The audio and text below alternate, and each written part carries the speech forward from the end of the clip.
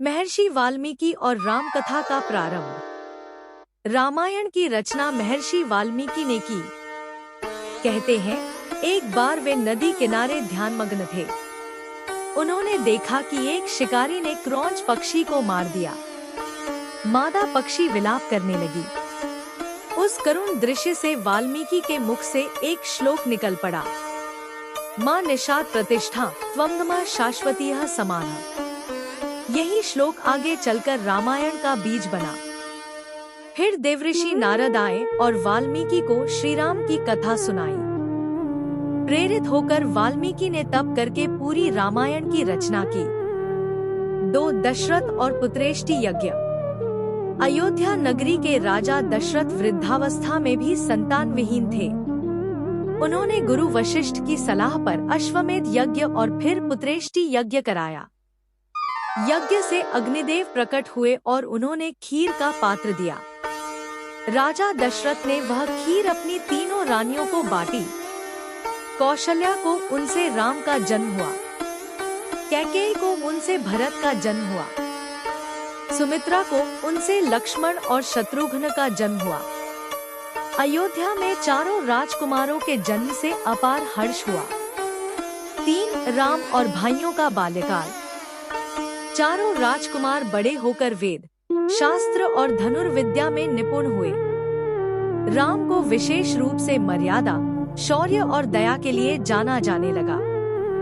लक्ष्मण हमेशा राम के साथ रहते, जबकि भरत के साथ शत्रुघ्न रहते। 4 विश्वामित्र और राक्षसों का वध। ऋषि विश्वामित्र यज्ञ कर रहे थे, लेकिन राक्षस उन्हें बार बार बाधा पहुंचाते थे। वे राजा दशरथ से सहायता मांगने आए। दशरथ ने संकोच किया, पर अंततः राम और लक्ष्मण को उनके साथ भेजा। राम और लक्ष्मण ने मार्ग में राक्षसी ताड़का का वध किया, मारीच और सुबाहु को भगाया और यज्ञ की रक्षा की। विश्वामित्र ने उन्हें दिव्य अस्त्र शस्त्र भी प्रदान किए। 5 सीता स्वयंवर। मिथिला के राजा जनक ने अपनी पुत्री सीता का स्वयंवर रखा। शर्त थी कि जो शिवजी के धनुष, पिनाक पर प्रत्यंचा चढ़ाएगा, वही सीता का वरण करेगा। अनेक राजा असफल रहे।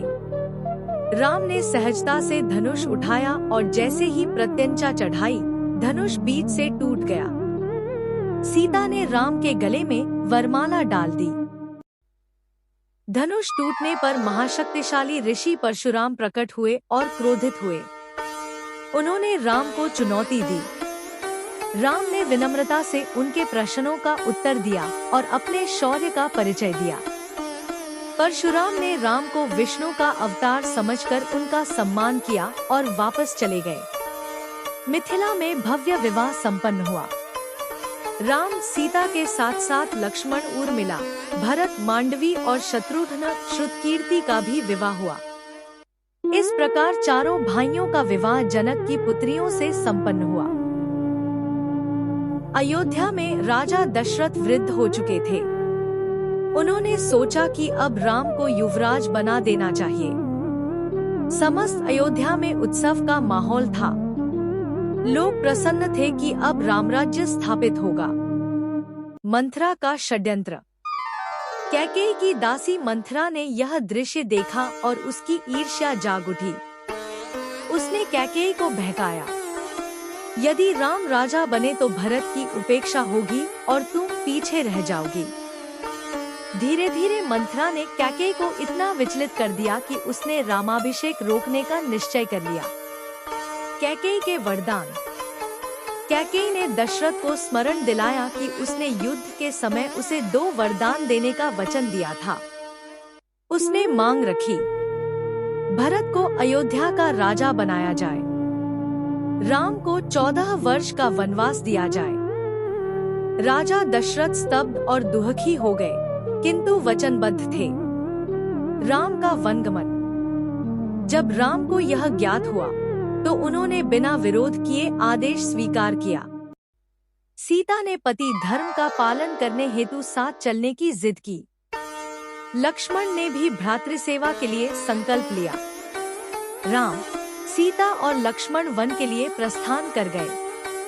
अयोध्या नगरी शोक में डूब गई। दशरथ का निधन।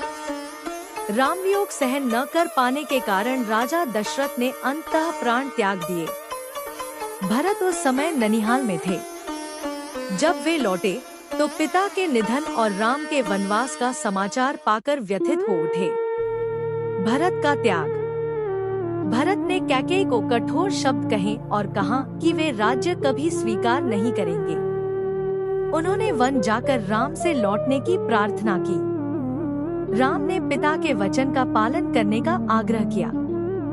भरत ने राम की खड़ाऊं सिंहासन पर रख दी और कहा, ये खड़ाऊं ही अयोध्या का शासन करेंगी।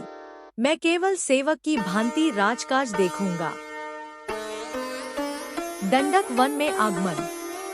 राम, सीता और लक्ष्मण गंगा यमुना के तटों से होकर अनेक आश्रमों में ठहरते हुए दंडक वन पहुँचे।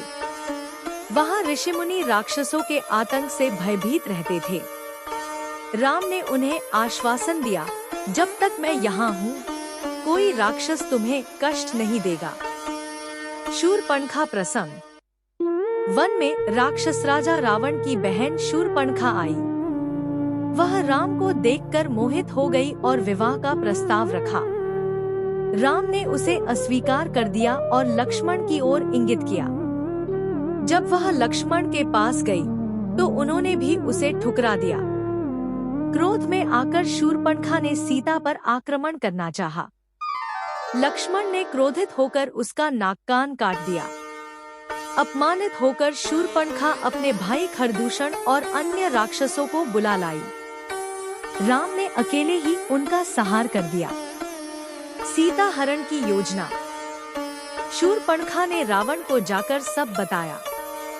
रावण के मन में प्रतिशोध की अग्नि जल उठी और वह सीता के रूप सौंदर्य को पाने की इच्छा से भर गया।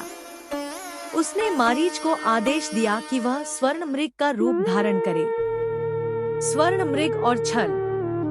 एक दिन आश्रम के समीप सोने का हिरण मारीच आया। सीता ने उसे देखकर राम से कहा, ऐसा हिरण लाकर मुझे दो। राम हिरण का पीछा करने निकले।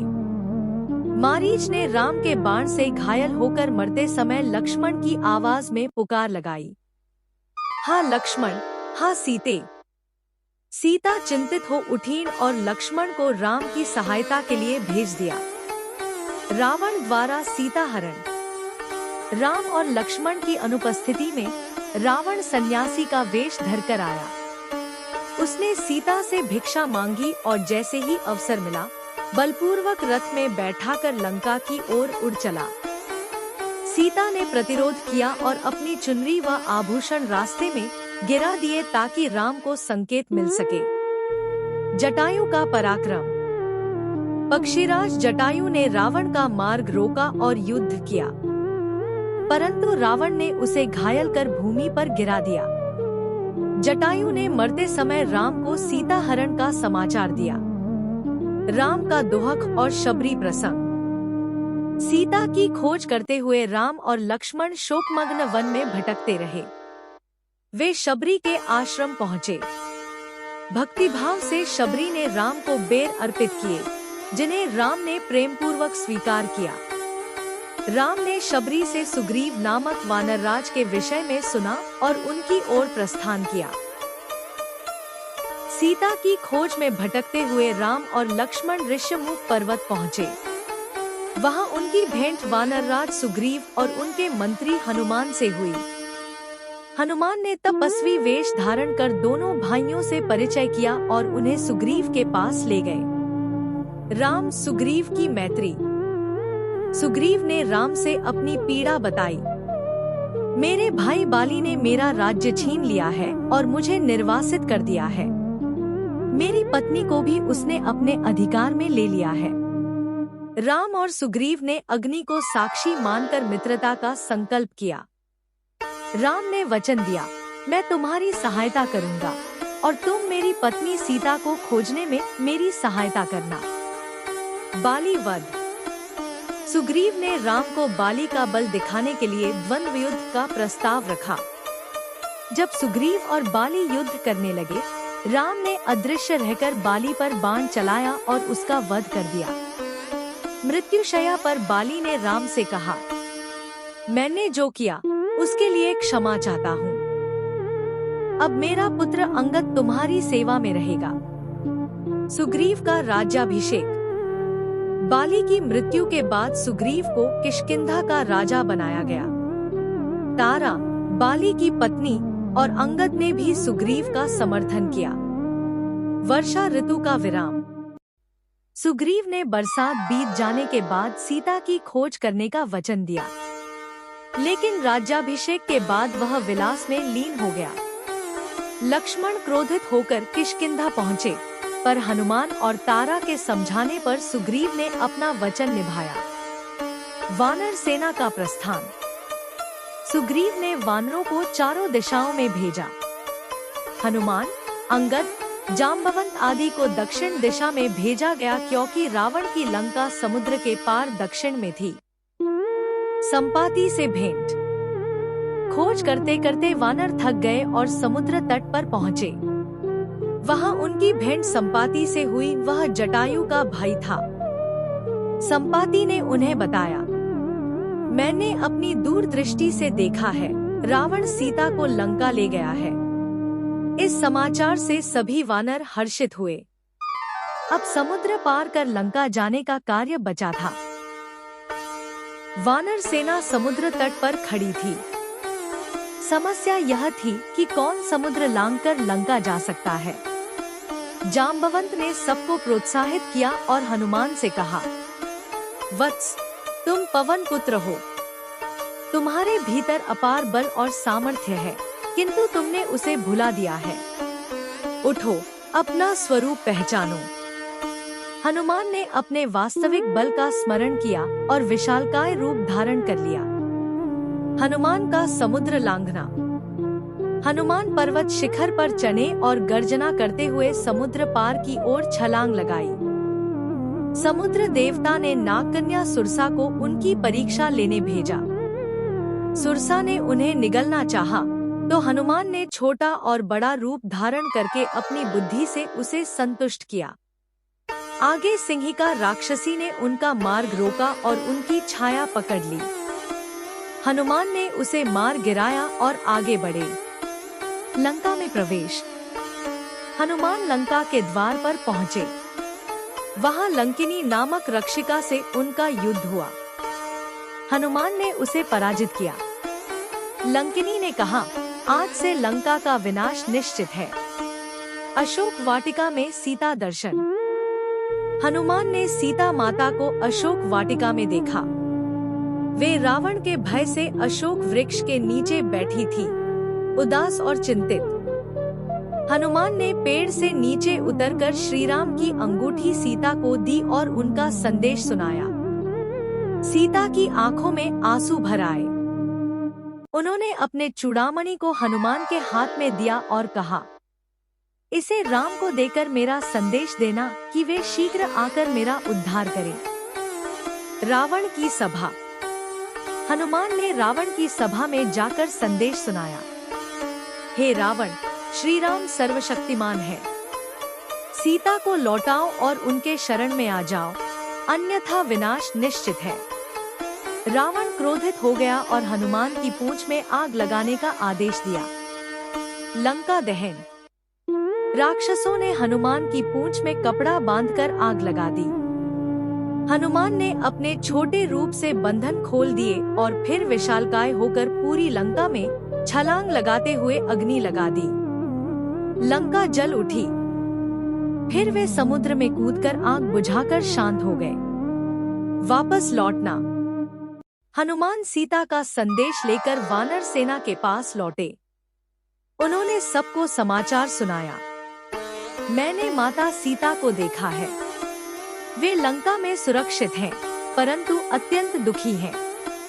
सब प्रसन्न हो उठे और तुरंत राम के पास लौटकर यह समाचार सुनाने का निश्चय किया। राम और वानर सेना समुद्र तट पर पहुंची। राम ने समुद्र देवता से मार्ग देने की प्रार्थना की। समुद्र ने कहा, सेतु का निर्माण करो, मैं स्थिर रहूंगा। तब नल और नील ने वानरों की सहायता से पत्थरों को समुद्र में डाला, जो तैरने लगे। इस प्रकार भव्य राम सेतु बना और सेना लंका की ओर बढ़ी। लंका में प्रवेश और विभीषण का साथ। रावण का भाई विभीषण धर्मात्मा था। उसने रावण को बार बार समझाया कि सीता को लौटा दो, पर वह नहीं माना। अंततः विभीषण ने रावण का साथ छोड़कर राम की शरण ली। राम ने उन्हें लंका का भावी राजा घोषित किया। युद्ध का आरंभ। राम की सेना ने लंका का घेराव किया। भीषण युद्ध छिड़ा। रावण के अनेक वीर योद्धा जैसे अक्षय कुमार, महापार्श्व, निकुंभ आदि मारे गए। इंद्रजित, मेघनाद का पराक्रम। रावण का पुत्र इंद्रजित अत्यंत पराक्रमी था। उसने मायावी युद्ध किया और राम लक्ष्मण पर नागपाश चला दिया। गरुड़ के आगमन से नागपाश टूट गया। फिर इंद्रजित ने लक्ष्मण पर शक्तिबाण चलाया, जिससे वे मूर्छित हो गए। हनुमान को हिमालय से संजीवनी बूटी लाने भेजा गया। हनुमान पूरी पर्वतशिला ही उठा लाए और उससे लक्ष्मण स्वस्थ हो गए। कुंभकर्ण का युद्ध। रावण ने अपने विशालकाय भाई कुंभकर्ण को युद्ध के लिए जगाया। कुंभकर्ण ने भयंकर युद्ध किया और वानर सेना में हाहाकार मचा दिया, किंतु अंततः राम के बाणों से वह धराशायी हो गया। इंद्रजित का वध। इंद्रजित ने फिर मायावी यज्ञ करना चाहा ताकि वह अजय हो जाए। विभीषण ने राम को इसका रहस्य बताया। लक्ष्मण ने युद्ध में इंद्रजित का वध कर दिया। रावण और राम का युद्ध। अब रावण स्वयं रणभूमि में उतरा। राम और रावण के बीच भीषण युद्ध हुआ। दोनों ने देवास्त्रों का प्रयोग किया। अंततः राम ने ब्रह्मास्त्र से रावण का वध किया। रावण का शरीर भूमि पर गिरा और देवताओं ने आकाश से पुष्पवृष्टि की। सीता का उद्धार। राम ने विजय प्राप्त कर विभीषण को लंका का राजा बनाया। फिर सीता माता को बुलाया गया। राम ने सीता से उनकी पवित्रता सिद्ध करने को कहा। सीता ने अग्नि परीक्षा दी और अग्निदेव ने उन्हें शुद्ध घोषित किया। अयोध्या वापसी। राम, सीता और लक्ष्मण वानर सेना सहित पुष्पक विमान पर सवार होकर अयोध्या लौटे। भरत ने उन्हें ससम्मान स्वागत कर गद्दी सौंपी। अयोध्या में अपार हर्षोल्लास के साथ राम का राज्याभिषेक हुआ। रामराज्य की स्थापना। अयोध्या लौटकर श्री राम का भव्य राज्याभिषेक हुआ। सीता माता महारानी बनी। लक्ष्मण, भरत और शत्रुघ्न उनके सहयोगी बने। रामराज्य में सब सुखी थे। न कोई रोग था, न अकाल। लोग धर्म और न्याय से जीवन व्यतीत करते थे। सीता का पुनः वनवास। लेकिन एक बार अयोध्या में एक धोबी ने अपनी पत्नी से कहा, मैं सीता की तरह अपहरण की गई स्त्री को स्वीकार नहीं करूंगा। यह बात राम के कानों तक पहुंची। जनता की शंका मिटाने के लिए, यद्यपि मन से वे विरोधी थे, राम ने सीता को वाल्मीकि ऋषि के आश्रम में भेज दिया। सीता गर्भवती थी। लव और कुश का जन्म। ऋषि वाल्मीकि के आश्रम में सीता ने 2 पुत्रों को जन्म दिया, लव और कुश। ऋषि ने उन्हें वेद, शास्त्र और शस्त्र विद्या में निपुण बनाया। अश्वमेध यज्ञ और लव कुश। राम ने एक बार अश्वमेध यज्ञ करने का निर्णय लिया। यज्ञ का घोड़ा निकल पड़ा, जिसे लव कुश ने रोका। उन्होंने राम की सेना और भाइयों से युद्ध किया और उन्हें पराजित कर दिया। अंत में स्वयं राम भी वहां पहुंचे। युद्ध से पहले ऋषि वाल्मीकि ने लव कुश को राम कथा सुनाने को कहा। लव कुश ने सुंदर गान से रामायण का गान किया। राम सुनकर चकित रह गए। सीता का पृथ्वी में समावेश। वाल्मीकि ऋषि सीता को यज्ञ मंडप में लाए और उनकी पवित्रता की शपथ दी। तब सीता ने माता भूमि देवी से प्रार्थना की, माँ, यदि मैं पवित्र हूँ तो मुझे अपने गर्भ में ले लो। तुरंत पृथ्वी फटी और सीता उसमें समा गई। राम और सब लोग विलाप करते रह गए। श्री राम का लोक प्रस्थान। सीता वियोग से दुखी होकर राम ने धरती पर अपना दायित्व पूरा समझा। उन्होंने अपने पुत्र लव कुश को राज्य सौंपा। फिर वे अपने भाइयों सहित सरयू नदी के तट पर गए और वहां से विष्णु स्वरूप धारण कर वैकुंठ धाम को प्रस्थान कर गए।